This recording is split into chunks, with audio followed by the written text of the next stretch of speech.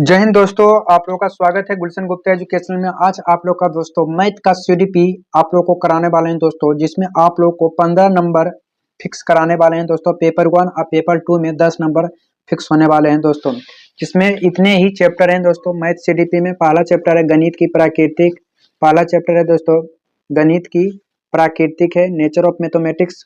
दूसरा है NCP 2000 NCP दूसरा है एनसीपी 2005। तीसरा गणित की भाषा।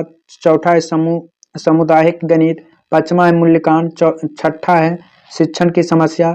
सातवां है निदात्मक एवं उपचारात्मक शिक्षण। और आठवां है बेन हेल का सिद्धांत। दोस्तों इतना चैप्टर है, इस इतने चैप्टर में कंप्लीट हम सीडीपी एक ही वीडियो में कंप्लीट कराएंगे। टोटल एक ही वीडियो में दोस्तों, वीडियो ही लंबा भी ज़्यादा नहीं होगा, 50 मिनट में कंप्लीट करा देंगे। 50 से 60 मिनट या तो इससे भी कम समय लगेगा, लेकिन समझ के पढ़ाएंगे दोस्तों। देखिए गणित की प्राकृतिक गणित जो होता है तार्किक विषय है दोस्तों, मतलब इसमें तर्क किया जाता है, मतलब लॉजिकल सब्जेक्ट है। क्या है? तार्किक विषय है। तर्क करना और कारण पर आधारित है। तर्क भी होता है और कारण पर आधारित होता है दोस्तों। तर्क करने के बाद कारण पर आधारित है कि 2 और +3 कितना होता है, तो 5 होता है। इतना करने के बाद कैसे हुआ इसको भी हम निदान करते हैं दोस्तों। या केवल रटने का विषय नहीं है, मैथ जो है ये रटने का विषय नहीं है, समस्या समाधान पर जोड़ देता है। इस समस्या समाधान पर क्या देता है? जोड़ देता है दोस्तों। इसमें कहा है दोस्तों गणित सोचने की शक्ति विकसित करता है। गणित जो है सोचने की शक्ति विकसित करता है। गणित जो है सोचने की शक्ति विकसित करता है, सिर्फ गणना नहीं दोस्तों। अगला गणित क्या है? तो गणित क्या है दोस्तों?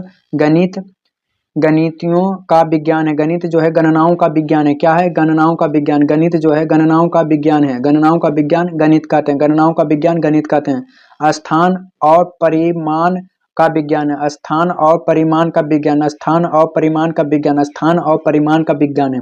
क्या है? स्थान और परिमाण का विज्ञान है।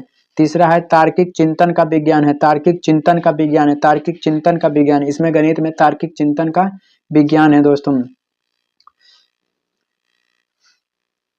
गणित में इतना लोक परिभाषा दिए कि गणित मन में तर्क करने की आदत है। मन में तर्क करने की आदत है। कोई चीज भी संख्या पहले दोस्तों मन में जोड़ते हैं। ये कौन कहा था? लॉक ने कहा था। लॉक ने मन में तर्क करने की आदत है। मन में तर्क करने की आदत है। मन में तर्क करने की आदत है दोस्तों, ये लॉक कहा था। दूसरा गैलीलियो क्या कहा था?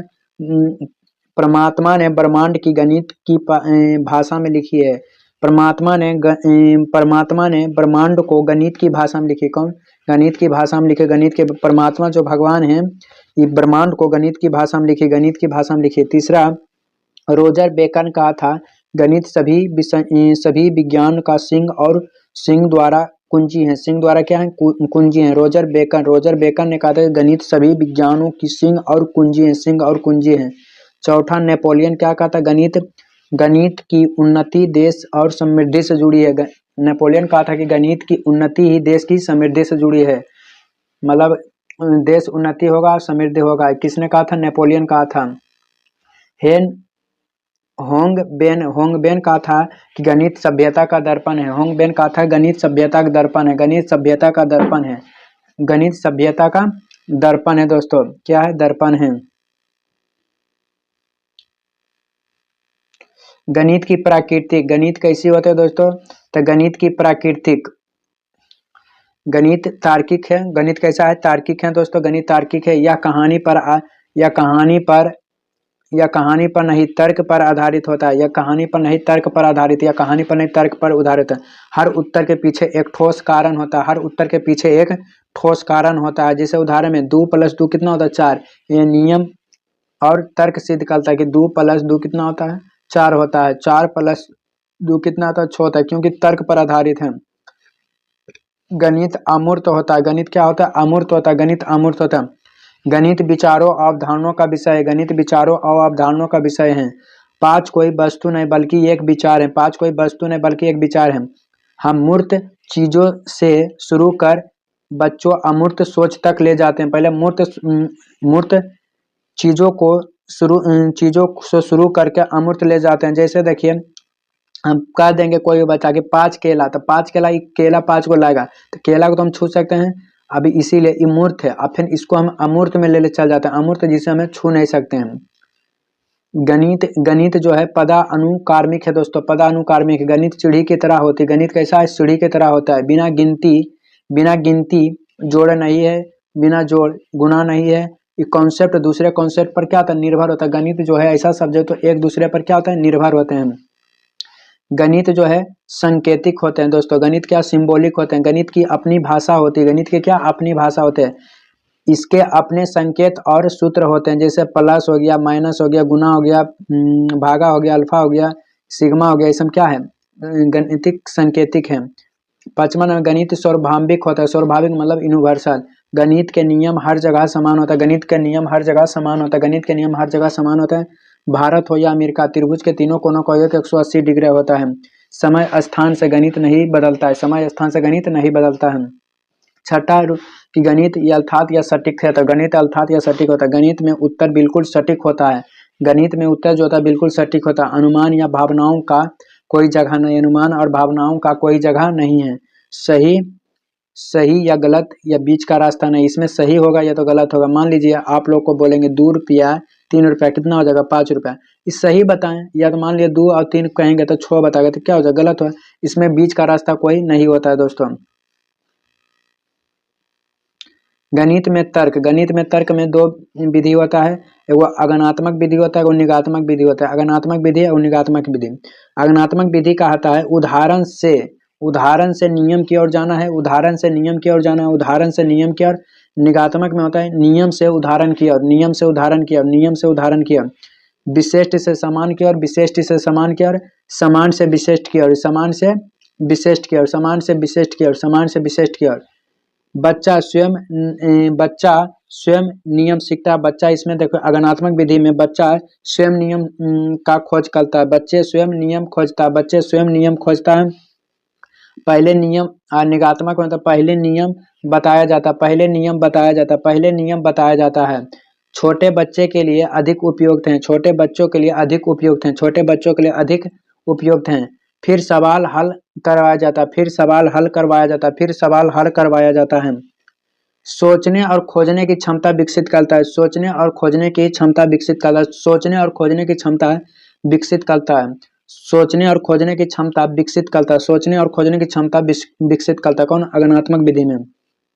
बड़ी कक्षाओं के लिए उपयुक्त होता है। इसे देखें, बच्चे ने इसे अलग अलग त्रिभुज देखा, खुद नियम बताया, जिसे आकृति के तीनों भुजाओं को त्रिभुज कहते हैं। मान लीजिए आप लोग अगणात्मक विधि में आप एक समोसा लाइए, एक समोसा मान लीजिए इस तरह का समोसा, इसको बोल देगा, पहले उदाहरण दे दीजिए कि समोसा की तरह, तो ये कहेगा त्रिभुज है, त्रिभुज है। तो बच्चा अपने से खुद परिभाषा बनाता है। किसमें? अगणात्मक विधि में। क्या? अगणात्मक विधि में। निगात्मक विधि में क्या आता है? a + b का whole square, a² + b² + 2ab। खुद इस पर की आधारित सवाल है, इस पर आधारित सवाल है। आधार करेंगे हो जाएगा। तो इसी प्राइमरी स्तर क्लास 1 से लेकर 5 तक अगणात्मक तर्क पर अधिक प्रयोग किया जाता है। यहाँ पेडोलॉजी सीधे सवाल पूछते हैं। छोटे बच्चों को नियम मत बताओ, छोटे बच्चों को नियम मत बताओ, उदाहरण दिखाओ। क्या? उदाहरण दे। छोटे बच्चों को नियम मत बताओ, उदाहरण दिखाओ। नियम वे खुद खोज लेंगे, नियम खुद खोज लेंगे। कौन? अगणात्मक विधि। बच्चा नियम जान के क्या करेंगे? ये हाई क्लास के लिए है। चिंतन के प्रकार। चिंतन 2 प्रकार के होते हैं, एगो अभिसारी चिंतन, एगो अपसारी चिंतन। एगो अभिसारी चिंतन, एगो अपसारी चिंतन। अभिसारी चिंतन बंद सिरे वाले प्रश्न पूछे जाते हैं, बंद सिरे वाले प्रश्न पूछे जाते हैं, बंद सिरे वाले प्रश्न पूछे जाते हैं, बंद सिरे वाले प्रश्न पूछे जाते हैं।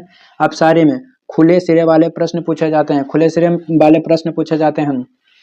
केवल एक ही सही उत्तर होता है इसमें, केवल एक ही सही उत्तर होता है इसमें, एक से अधिक उत्तर होते हैं इसमें, एक से अधिक उत्तर होते हैं, एक से अधिक उत्तर हो सकते हैं। रटने की प्रवृत्ति को बढ़ाता है। अभिसारी में रटने की प्रवृत्ति को बढ़ाती है कि 5 + 3 कितना होता है? 8 होता है। सिर्फ एक ही उत्तर इसमें होता है, सिर्फ एक ही उत्तर होता है। अब बंद सिरे वाले प्रश्न होते हैं। इसमें क्या है कि बच्चे के रचनात्मक सोच विकसित करता है। रचनात्मक मतलब कि ऐसी 2 संख्या जिसका जोड़ 8 है, तो 1 + हम 7 भी 8 कर देंगे, 2 + 6 भी 8 कर सकते हैं, 4 + 4 भी, मतलब बहुत सा इसका आंसर हो जाएगा। उसे अपसारी चिंतन कहते हैं।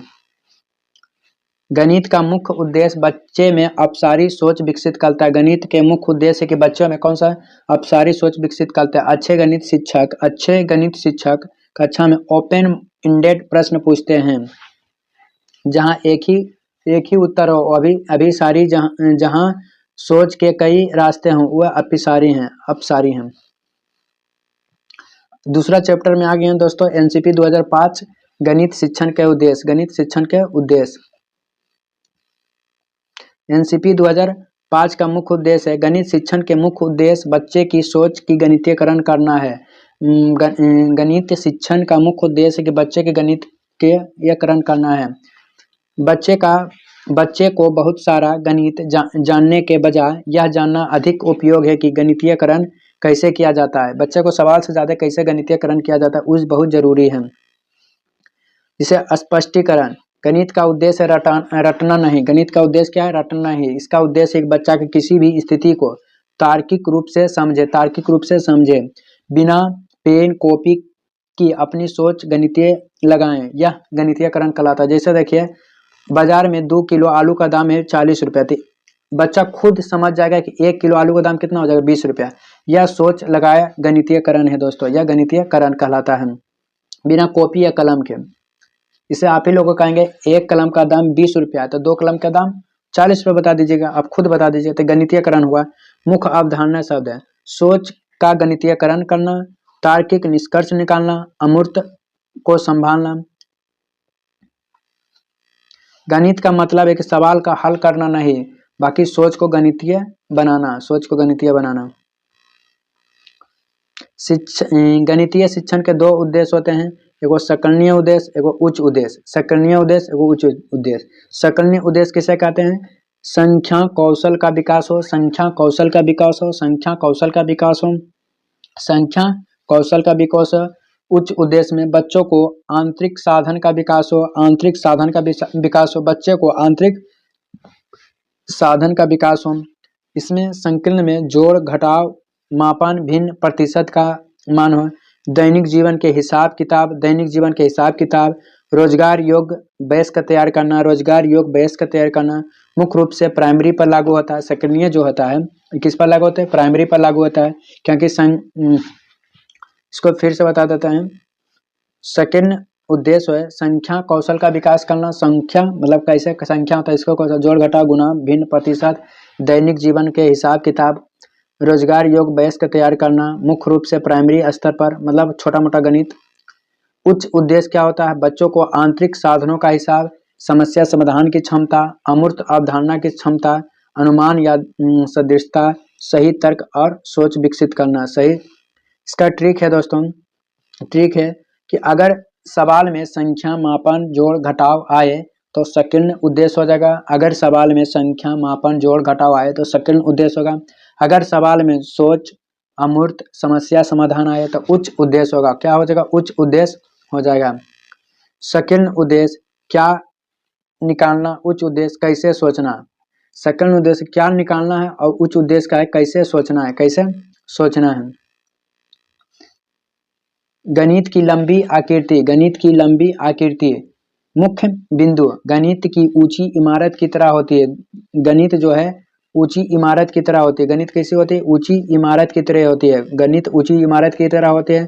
गणित की संकल्पना दूसरी संकल्पना पर आधारित होता है। उदाहरण में गिनती कहीं सीखती है, इसका बाद जोड़, फिर इसका बाद गुना, इसका बाद भागा।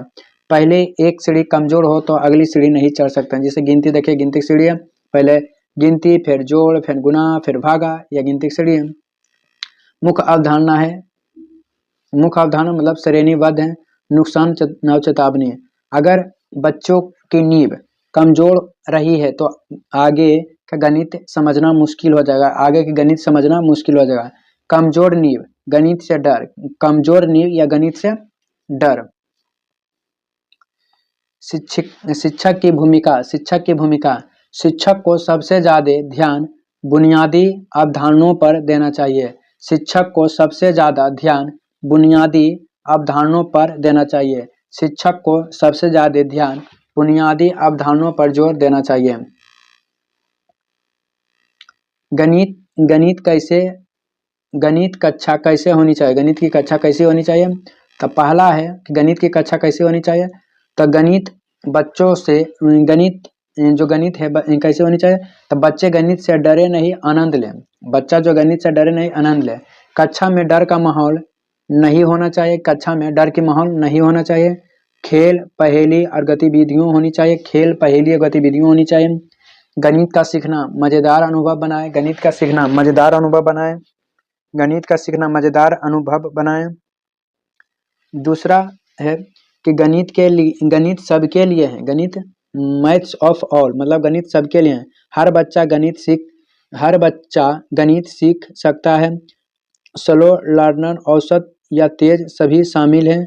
किसी बच्चे के पीछे नहीं छोड़ा जाए, किसी बच्चे के पीछा नहीं छोड़ा जाए, सबको एक साथ। एनसीपी 2005 के अनुसार अच्छी गणित कक्षा के लिए अच्छा गणित कक्षा हुआ है जहां बच्चा सोचे, पूछे और आनंद ले। चौथा है, तीसरा, जीवन से जुड़े गणित सवाल बच्चे की असली जिंदगी से जुड़ा हो, मतलब जो सवाल हो असली जिंदगी से जुड़ा हो। किताब उदाहरण की जगह रोजमर्रा के अनुभव हो, मतलब आप लोग जीवन से जुड़े गणित पूछे कि एक व्यक्ति के 2 आंख तो 4 व्यक्ति के कितने आंख, 8 आंख, ऐसे पूछे, जीवन से जुड़े हुए पूछे तो जल्दी बच्चा सीखता है। रटने से मुक्ति, केवल उत्तर याद करना लक्ष्य नहीं है। हम लोग बच्चा में क्या करते थे दोस्तों कि बच्चा में ज्यादा करके हम लोग उत्तर जब देखते थे कि हाँ सही उत्तर है कि नहीं, ऐसा नहीं, क्योंकि उत्तर है। बच्चे को सोचने और समझने का मौका मिले, बच्चे को सोचने और समझने का मौका मिले। प्रक्रिया पर जोर दें, सिर्फ परिणाम पर नहीं है। क्या प्रक्रिया कैसे प्रोसेस बना मैथ को, ऐसा देखना है, इस पर परिणाम पर जोर नहीं देना कि कैसे आंसर आया। 5 नंबर, सहकर्मी अधिगम, बच्चा एक दूसरे से सीखे। सामूहिक कार्य और चर्चा को बढ़ावा दें, सहयोगी से सीखने की वातावरण बनाएं। इसलिए कहा कि डर नहीं, रट नहीं, सोच और आनंद से भरी गणित कक्षा। अगला चैप्टर है गणित की भाषा। गणित की भाषा दोस्तों, चैप्टर नंबर 3 आ गया, गणित की भाषा। गणित की भाषा दोस्तों, पहला है सटीकता। गणित की भाषा क्या है? सटीकता। गणित में कोई कंफ्यूज नहीं होता है, गणित में कोई कंफ्यूज नहीं होता है दोस्तों, गणित में कोई कंफ्यूज नहीं है। यहाँ कुछ थोड़ा ज्यादा जैसा शब्द नहीं चलता है, इसमें थोड़ा ज्यादा जैसा शब्द नहीं चलता है। हर उत्तर बिल्कुल सटीक होता है, हर उत्तर क्या होता है? बिल्कुल सटीक होता है। जिसे 2 + 2 बराबर कितना होता है? 4। इसमें थोड़ा बहुत नहीं कह रहा है।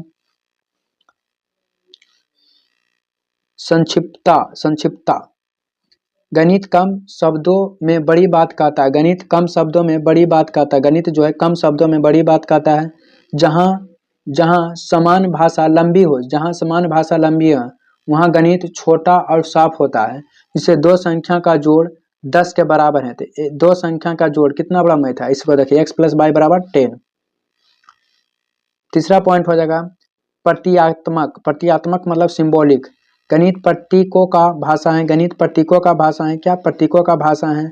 इसके अपने चिन्ह और संकेत होते हैं, इसके अपने चिन्ह और संकेत होते हैं, जैसे प्लस, माइनस, गुना, भागा, बराबर, अल्फा। यह सभी गणित के अक्षर माने जाते हैं। यहाँ यह सभी गणित के अक्षर माने जाते हैं। चौथा, सार्वभौमिक मतलब यूनिवर्सल। गणित की भाषा पूरी दुनिया में एक जैसी होती है। गणित की भाषा पूरी दुनिया में एक जैसी होती है। गणित की भाषा पूरी दुनिया में एक जैसी होती है। देश भाषा संस्कृति बदलने से गणित के नियम नहीं बदलते हैं, गणित के नियम नहीं बदलते हैं। देश भाषा या संस्कृति बदलने से गणित के नियम नहीं बदलते हैं। हर जगह त्रिभुज के तीनों कोण होते हैं, हर जगह त्रिभुज के तीनों कोण क्या होते हैं? 180 डिग्री, हर जगह। ये भाषा लैंग्वेज नहीं बदलते हैं। अगला पॉइंट हो जाएगा, अनेक शब्द होते हैं दोस्तों, गणित के कुछ अनेक शब्द होते हैं, जैसे फलक। फलक मतलब का समान अर्थ होता है चेहरा, फलक का समान अर्थ क्या होता है? चेहरा। लेकिन गणित में इसका अर्थ होता है आकृति की सतह, आकृति की सतह। जड़ या मूल का होता है समान अर्थ में होता है पेड़ की जड़, और लेकिन गणितीय अर्थ होता है रूट। क्या होता है? रूट होता है। विषम का अर्थ होता है अजीब में, लेकिन मैथ में जो संख्या 2 से न कटे उसे विषम संख्या कहता है, और नंबर जैसे 1 3 5। आयतन का अर्थ होता है आवाज, लेकिन गणित में आयतन क्या क्षमता या वॉल्यूम होता है।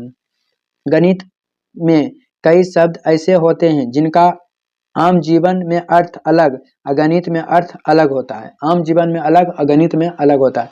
इन शब्दों के कारण बच्चा समाज समझने में सबसे ज्यादा कंफ्यूज होता है। यह सब शब्द आने पर गणित क्या होता है लगता है कि कठिन है। इसे कौन हैंडल करेंगे? टीचर करेंगे। एक अच्छे शिक्षक को पढ़ाते समय इन शब्दों के दोनों अर्थ स्पष्ट करना चाहिए ताकि बच्चा भ्रमित ना हो, बच्चा कंफ्यूज ना हो। गणित का व्याकरण, गणित में भी व्याकरण होता है, उसे सिंटैक्स कहते हैं। जैसे 2x + 15, तो 2x है जो ई प्लस है ये ऑब्जेक्ट है, और 2x जो है क्या है 2x 5 ये सब संज्ञा है, नाउन है, और जो बराबर है सिंबॉलिक है, चिन्ह है, और 15 जो है क्रिया है। जैसे भाषा के शब्द क्रिया होते हैं वही उसी गणित में भी पद और टर्म होते हैं। इसे बोर्ड मास के अनुसार चलना चाहिए। गणित का व्याकरण क्या होता है? बोर्ड मास। बी से ब्रैकेट, ओ से ऑफ, टी से डिवीजन, एम से मल्टीप्लाई, ए से एडिशन, ए से सब्ट्रैक्शन। पहले हम किसका प्रयोग करेंगे? कोष्टक के, फिर ऑफ के, फिर भागा के, फिर गुना के, फिर जोड़ के, फिर घटाव के। गलत कहने पर गलत उत्तर आ जाएगा।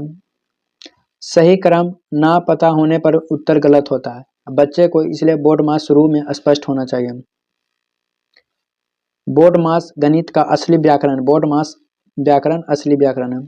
अब देखिए एक्सप्रेशन ऑफ इक्वेशन, व्यंजक मतलब व्यंजक और समीकरण। एक्सप्रेशन मतलब व्यंजक। अधूरा 2x + 5 अधूरा वाक्य की तरह होता है, इसमें कोई निष्कर्ष नहीं होता है, बराबर के चिन्ह नहीं होता है। लेकिन इक्वेशन में 2x + 5 = 10 या पूरा वाक्य की तरह होता है, या कुछ बताता है और सिद्ध करता है, इसमें बराबर का चिन्ह लगा होता है। जहाँ बराबर का चिन्ह लगा हो वह एक्सप्रेशन नहीं इक्वेशन बन जाती है। चौथा चैप्टर है सामुदायिक गणित। सामुदायिक गणित है दोस्तों, वास्तविक जीवन से जुड़ी गणित है, वास्तविक जीवन से जुड़ी गणित है। सामुदायिक गणित का महत्व, सामुदायिक गणित का महत्व है एगो है अनौपचारिक और व्यवहारिक। अनौपचारिक और व्यवहारिक इसे कहते हैं। व्यवहारिक उपयोग, दैनिक जीवन में गणित का प्रयोग, जैसे लेन देन, बजट बनाना, खरीद फरोख्त में हिसाब। जैसे उदाहरण के 500 रुपये हम देकर 120 रुपये का सामान लेने पर बाकी पैसा निकलना, सब क्या व्यवहारिक जीवन है। मान लीजिए आप लोग किसी जाते हैं तब 200 रुपया देते हैं, 200 रुपया में शर्ट लेते हैं, अब 500 रुपया देते हैं तो कितना में, तो 300 रुपये रिटर्न। कई सब व्यवहारिक जीवन में उपयोग हो जाता है।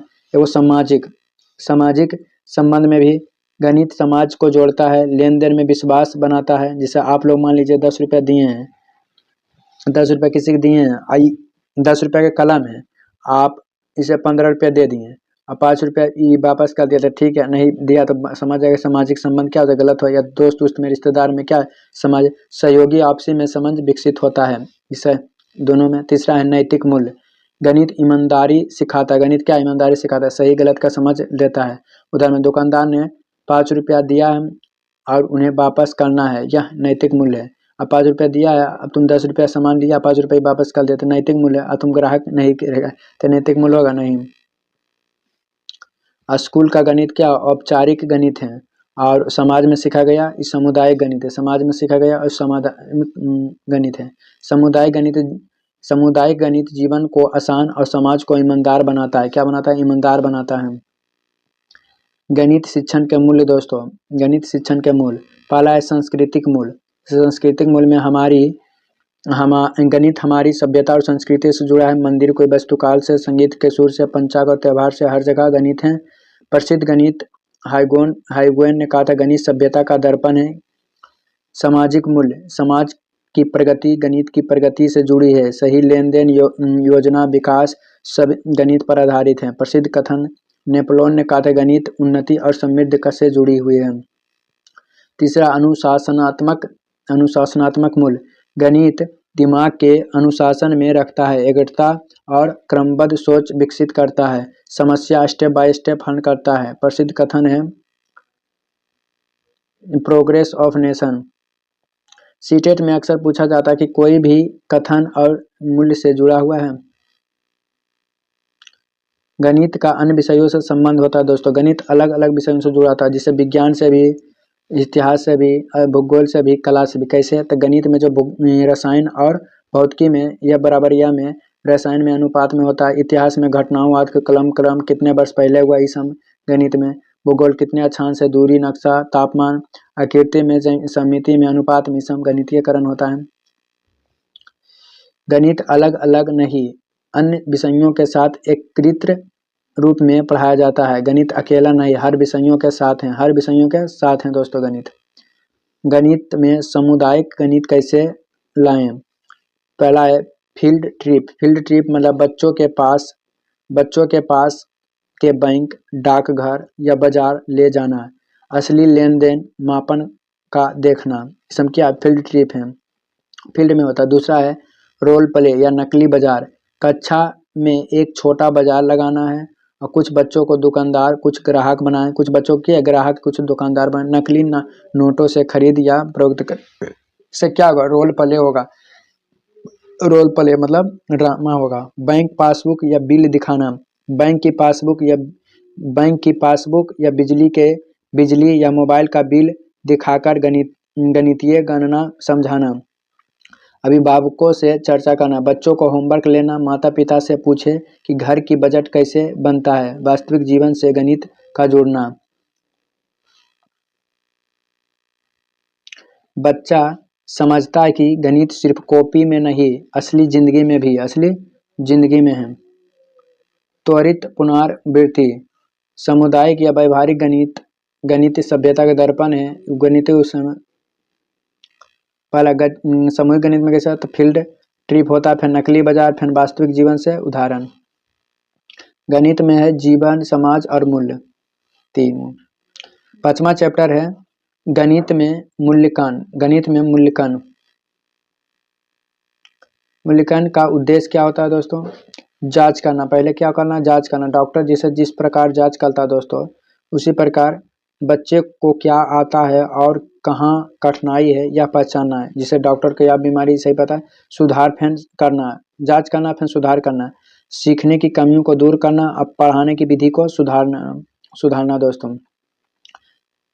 मूल्यांकन सीखने की प्रक्रिया का एक हिस्सा है। जैसे डॉक्टर दवाई देने से पहले बीमारी की जांच करता है, वैसे ही शिक्षक पढ़ाने के बाद बच्चे की समझ जांचता है। पढ़ाने से पहले नहीं, पढ़ाने के बाद भी समझ आता है। कुछ नहीं कि डॉक्टर आए डायरेक्ट सुइया दे दे, ऐसा कोई किया है? नहीं किया। पहले आता है तो पहले पूछता है क्या है बीमारी, मतलब फिर जांचता है, उसके बाद उपचार करता है। मूल्यांकन का उद्देश्य डर या पैदा करना नहीं है दोस्तों, केवल नंबर पर मूल्यांकन नहीं है दोस्तों। मूल्यांकन का उद्देश्य बच्चों को सीखने में मदद करना, ना कि असफल घोषित करना। CCE सतत एवं होता है, व्यापक होता है। अब सतत में देखिए क्या क्या होता है। मूल्यांकन साल के अंत में नहीं बल्कि पूरे वर्ष लगातार होता है। कक्षा में पढ़ते समय, होमवर्क में, गतिविधियों के दौरान मूल्यांकन होना चाहिए। उद्देश्य की गलती होते ही सुधार करना, साल के अंत का इंतजार नहीं करना है दोस्तों।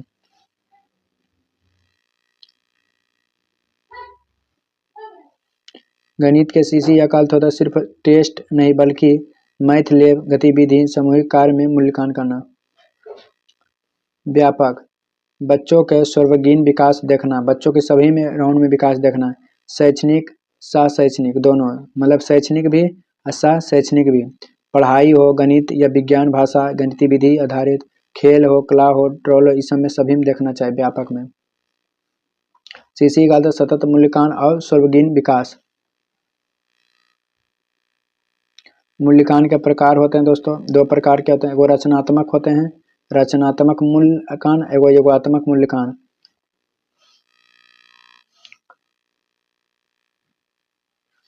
रचनात्मक मूल्यांकन होता है पढ़ाने के दौरान होता है, रचनात्मक मूल्यांकन होता है पढ़ाने के दौरान होता है।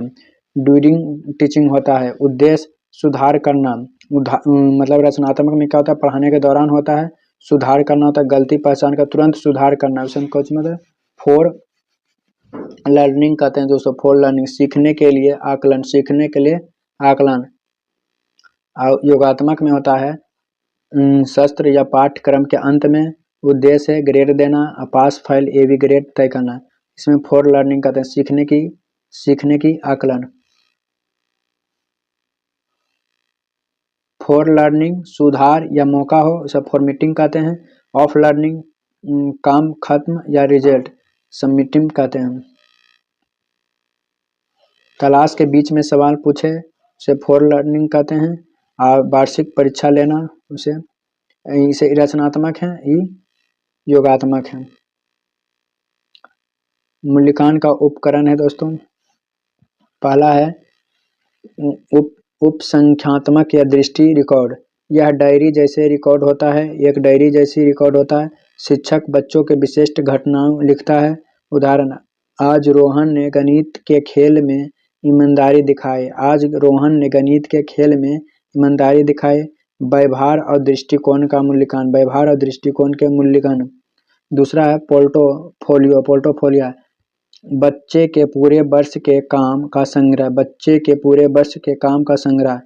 ड्राइंग हो गया, प्रोजेक्ट हो गया, बेस्ट टेस्ट हो जाएगा। इससे बच्चे की प्रगति पता चलती है, इससे बच्चे की प्रगति पता चलती है। दूसरा है जांच कुंजी, हाँ या नहीं पर आधारित होता है। कौशल की उपस्थिति जांच होती है। गिनती आती है तो हाँ या नहीं, हाँ कहेगा तो ठीक है। आकृति बनाना है, हाँ या नहीं, हाँ कहेगा तो यस। रूबिक्स मतलब होता है अंक देने की स्पष्ट गाइड, बताता है कि किसी काम के कितने अंक दें। पारदर्शी होता है और निष्पक्ष मूल्यांकन होता है। मूल्यांकन सिर्फ पेपर पेन टेस्ट नहीं बल्कि यह विभिन्न टूल का उपयोग होता है।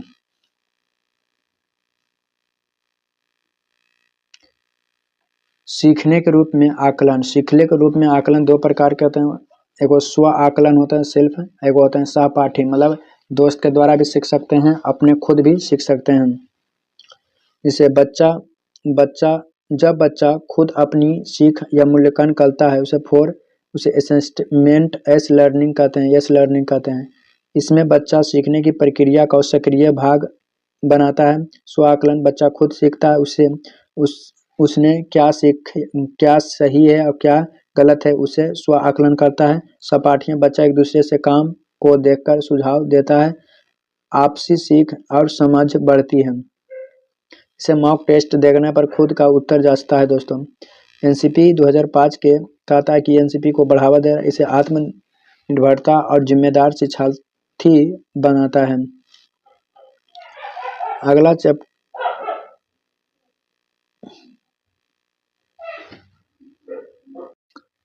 अगला चैप्टर है गणित शिक्षण की समस्या। गणित शिक्षण दोस्तों, गणित शिक्षण की समस्या बहुत सा है, जिसमें देखिए पहला है गणित का डर, असफल का डर। तीसरा निराश और रटने वाले पाठ्यक्रम। एनसीपी 2005 के अनुसार अधिकांश बच्चे गणित से डरते हैं। गणित से डरते हैं और इसी डर के कारण गणित में असफल होते हैं, समस्या यह नहीं है गणित बहुत कठिन है, बल्कि यह समस्या यह है कि पढ़ने के तरीका बच्चों का अनुकूलन है।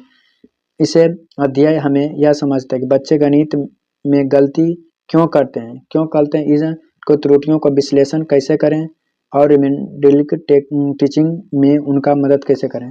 शिक्षक डॉक्टर हैं, गलती बीमारी है, समाधान क्या करना चाहिए दोस्तों। तो समस्या का मुख्य कारण है, पहला है गणित की प्राकृतिक। इतिहास में कहानी सुनते हैं, गणित में एक्स वाई जैसे अमूर्त विचार हैं दोस्तों। जिसे इतिहास में कहानी सुनते हैं उसी प्रकार गणित में एक्स वाई जैसे अमूर्त विचार हैं। अगर गणित को रियल लाइफ से ना जोड़े तो बच्चा डरने लगता है। कठोर मूल्यांकन, सिर्फ सही गलत पर जोर न दें, बार बार फेल का डर न बैठाएं। बच्चे के मन में फियर ऑफ फेलियर बैठ जाता है। शिक्षक का ज्ञान रवैया, कॉन्सेप्ट खुद क्लियर नहीं है तो क्या करेंगे हम बच्चा क्लियर। बच्चों को डांटना, नीचा दिखाना, ये सब नहीं करना चाहिए। बच्चा गणित से दूर हो जाता है, इससे बच्चा क्या होता है, गणित से दूर हो जाता है। अब त्रुटि विश्लेषण, त्रुटि विश्लेषण क्या है, त्रुटि सीखने का हिस्सा है दोस्तों, त्रुटि सीखने का हिस्सा है, पर्पस है, बच्चा की सोच को समझना, बच्चा की सोच को समझना या जानना है कि बच्चा कहाँ और क्यों गलती कर रहा है, क्यों गलती कर रहा है। सीखने की कमियों का पता लगाना, सीखने की कमियों को पता लगाना कि क्या गलती कर रहा है। जैसे यह बच्चा लिखना है 0.5 गुना 0.5 लिख रहा है, इसको हम 2.5 लिख रहा है, तो इसका अर्थ है कि, या इसका अर्थ है नहीं कि इसको गुना नहीं आता, नहीं, इसका अर्थ है कि दशमलव का समझ नहीं स्पष्ट है, इसका अर्थ है कि दशमलव का समझ नहीं स्पष्ट है। गलती होने पर बच्चों को डांटना नहीं, गलती होने पर बच्चों को डांटना नहीं है। एनसीपी के अनुसार त्रुटियों सीखने का अभिन्न अंग है। हर गलती बच्चों को सोच में झांकने का एक खिचड़ी होता है। क्या होता है, खिचड़ी होता है। गलती को हटाना नहीं, गलती के कारण समझाना जरूरी है। क्या है, समझाना जरूरी है। गलती दुश्मन नहीं है, सीखने का रास्ता है। गलती जो है दुश्मन है, सीखने का क्या है, रास्ता है दोस्तों। गलती होने से आदमी सीखता है, क्या होता है, सीखता है। जिसे न्यूमैन ने 5 स्टेप दिया है। पहला है प्रश्न पढ़ना, मतलब क्या बच्चा सवाल पढ़ पाया है कि भाषा की समस्या है। अब जिसे सवाल ही नहीं पढ़ रहा है, भाषा की समस्या है, शब्द पढ़ने में गलती की पहला गलती। दूसरा है प्रश्न समझना, पढ़ लिया पर अर्थ समझ या नहीं आया, जैसे कि अंतर, कुल, प्रत्येक का अर्थ समझ में नहीं आया। तीसरा है गणितीय रूपांतरण, शब्दों को गणित में तो बदलना, जिसे जोड़ घटाव गुणा भाग या ऑपरेशन करना, सबसे महत्वपूर्ण है ऑपरेशन लगाना। चौथा है कार्य विधि, सही विधि करना, कैलकुलेशन सही या नहीं गणितीय कौशल का है। पांचवा है उत्तर लिखना, सब सही किया लेकिन उत्तर गलत लिख दिया तो इसका इकाई दशमलव कॉपी करने का गलत है। तो पहला है रीड, फिर अंडरस्टैंड, फिर कन्वर्ट, कैलकुलेट, फिर राइट। निदात्मक और उपचारात्मक शिक्षण, निदात्मक शिक्षण किसे कहते हैं, पहले ये हम समझ जाते हैं दोस्तों। निदात्मक शिक्षण, निदात्मक शिक्षण बच्चे की कमियों को पहचानना, बच्चे की कमियों को पहचानना, उसे निदात्मक शिक्षण कहते हैं। उद्देश्य कहाँ और क्या बच्चा अटक रहा है यह जानना। डायग्नोस्टिक टेस्ट का मकसद नंबर देना नहीं बल्कि समस्या पहचानना, बीमारी पकड़ना और इलाज करना। उपचारात्मक शिक्षण, पहचान की गई कमियों को दूर करना, यह दोबारा टेस्ट लेना नहीं है, यह दोबारा टेस्ट नहीं लेना है, मतलब दोबारा पढ़ाना है लेकिन नए और बेहतर तरीका से, नए और बेहतर तरीका से। रीटीचिंग मतलब दोबारा समझाना है। खेल आधारित, अभ्यासकार, व्यक्तिगत ध्यान। सातवां चैप्टर है बेन हेल का ज्यामिति चिंतन, बेन हेल का ज्यामिति चिंतन दोस्तों, बेन हेल का ज्यामिति चिंतन।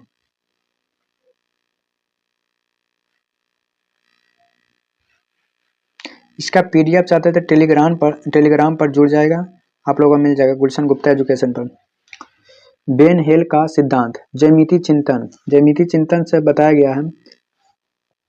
बेन हेल थ्योरी बताता है कि बच्चे ज्यामिति कैसे सीखते हैं, ज्यामिति कैसे सीखते हैं। बच्चा सीधे प्रमेय से शुरुआत नहीं करता है, पहले आकृतियों को देखकर पहचानना, फिर धीरे धीरे तर्क और प्रमाण पहुंचता है। यह थ्योरी बेन लाइन और उनकी पत्नी द्वारा दी गई है। इसमें कुछ 5 लेवल होते हैं, लेवल 0 से लेकर 4 तक होता है। सिद्धांत का मुख्य बातें हैं, जिसमें लेवल 1 आयु नहीं अनुभव पर आधारित है, आयु नहीं अनुभव पर आधारित है। बेन हेली सिद्धांत बच्चों के उम्र पर नहीं निर्भर, बच्चे को उम्र पर निर्भर नहीं करते हैं, बच्चे को उम्र पर निर्भर नहीं करते हैं, इस बात पर निर्भर करते हैं कि बच्चे ज्योमेट्री का कितना अनुभव मिला है, ज्योमेट्री का कितना अनुभव मिला है। अच्छा वातावरण और सही गतिविधियों हो तो छोटा बच्चा भी जल्दी सीख लेता है, अच्छा वातावरण और सही गतिविधियों तो छोटा बच्चा भी जल्दी सीख लेता है दोस्तों। इसमें आयु डिनोट नहीं किया। दूसरा है कार्मिक सिद्धांत, दूसरा है कार्मिक सिद्धांत दोस्तों। यह सिद्धांत एक निश्चित क्रम में चलता है, यह सिद्धांत निश्चित क्रम में चलता है। कोई भी बच्चा लेवल 0 को पार किए बिना लेवल 1 पर नहीं जा सकता है। जब लेवल 0 को नहीं पार किया तो लेवल 1 तक नहीं जाए। लेवल को स्किप करना संभव नहीं है, स्किप करना संभव नहीं है। लेवल 3 में कुल 5 चरण होते हैं, कुल कितने 5 चरण में, जिसमें इस सिद्धांत में कुल 5 लेवल होते हैं, लेकिन गिनती में 0 से शुरू होकर 1 2 3 4 तक जाता है।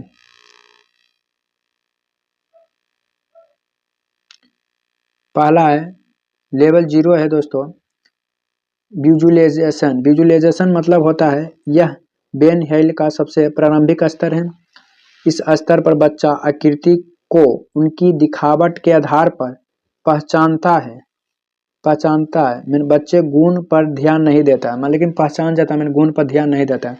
वस्तुओं से तुलना, भुजा कोण, नियमों का कोई समझ नहीं होता है। त्रिभुज देखकर बच्चा कहता है यह समोसा या पहाड़ जैसा है। आयत देखकर यह बिस्कुट या दरवाजा है।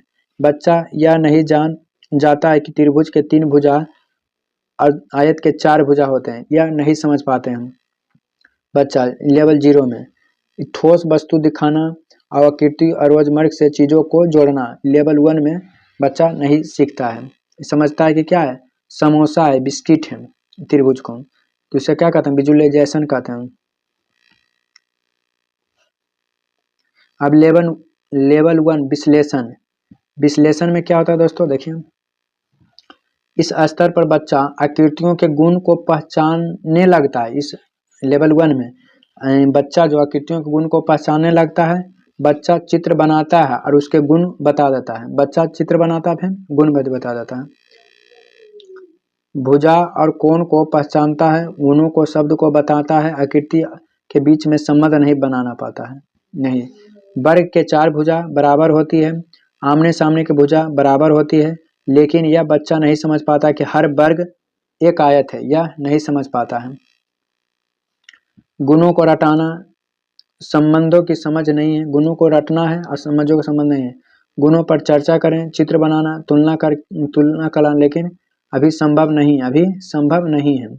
गुण जो है, गुण पता है, मैं रिश्ता नहीं, गुण पता है, इसे गुण पता है कि यह गुण है, लेकिन रिश्ता नहीं पता इस दोनों में क्या संबंध है, इस संबंध नहीं बता सकता है। लेवल 1 विश्लेषण में नहीं बता सकता। अब लेवल 2 होता है अनौपचारिक निगमन। निगमन होता है, अनौपचारिक होता है। इस स्तर पर बच्चा आकृति के बीच संबंध समझने लगता है। बच्चा गुण को जोड़कर निष्कर्ष निकालता है। आकृतियों के बीच समझना, परिभाषा बनाना और समझ बना, सूत्र का सही अर्थ समझना, वर्ग और आयत के सभी गुणों को, इसीलिए हर वर्ग एक आयत है, हम समझ क्यों। उत्तर देना, आकृतियों को जोड़कर सोचना, नियम के पीछे तर्क समझना, गुण और रिश्ता दोनों समझ, तो लेवल 2 में गुण और रिश्ता को दोनों समझ लेता लेवल 2 में दोस्तों। लेवल 3 और लेवल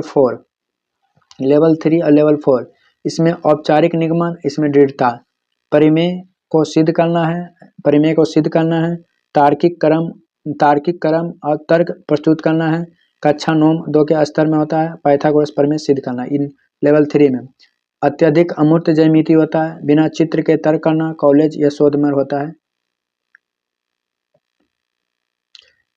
यहीं तक है दोस्तों। वीडियो अच्छा लगे तो चैनल को सब्सक्राइब करें, वीडियो को शेयर करें, वीडियो को ज़्यादा से ज़्यादा दोस्तों को शेयर करें। जल्दी आप लोग को 7 फरवरी या 8 फरवरी का एग्ज़ाम है, उसके लिए बहुत हेल्पफुल होगा दोस्तों वीडियो।